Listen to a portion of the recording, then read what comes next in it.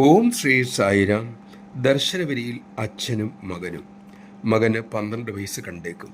കുട്ടിക്ക് കരൾ വീക്കമാണ്. ഗുരുതരമായ അവസ്ഥ.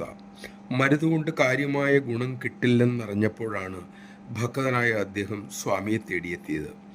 ദർശന സമയം ഭഗവാൻ അവർക്കരികിലെത്തി. സ്വാമി അവരോട് ചോദിക്കാതെ തന്നെ പറഞ്ഞു, ഇവന് കരൾ വീക്കം ഇല്ല. അതിനുശേഷം തൃക്കഴം ചുഴറ്റി ഒരു ഓയിൽ സൃഷ്ടിച്ചു. അത് കുട്ടിയുടെ ഉദരത്തിൽ തൃക്കരങ്ങൾ കൊണ്ട് ഭഗവാൻ തടവി. പിന്നെ അരുളി, ആ വീക്കം ഇപ്പോൾ ചുരുങ്ങിയിരിക്കുന്നു. അച്ഛൻ മകനുമായി വീണ്ടും നാട്ടിലെ ആശുപത്രിയിലെത്തി. പറഞ്ഞപ്പോൾ വിശ്വസിക്കാൻ ഡോക്ടർക്ക് കഴിഞ്ഞില്ല. അതുകൊണ്ട് അദ്ദേഹം വീണ്ടും എക്സ്റേ എടുത്തു. എല്ലാം നോർമൽ. ഡോക്ടറുടെ വാ പൂട്ടിപ്പോയി. ഏതായാലും പിറ്റേ ദിവസം ഡോക്ടർ തൻ്റെ മുറിയിൽ ഭഗവാന്റെ ചിത്രം വച്ച് പരിശോധനയും ആരംഭിച്ചു. ജയ് സായിരാം. ഭഗവത് കൃപയുടെ ലേശം അനുഭവിക്കാൻ ഒരു ജീവന് കഴിഞ്ഞാൽ മഹത്തായ പരിവർത്തനം ആ നിമിഷം മുതൽ ആ ജീവനിൽ ആരംഭിക്കും. നാം എല്ലാം ആ മഹത്തായ കൃപ ലഭിച്ചവരാണ്.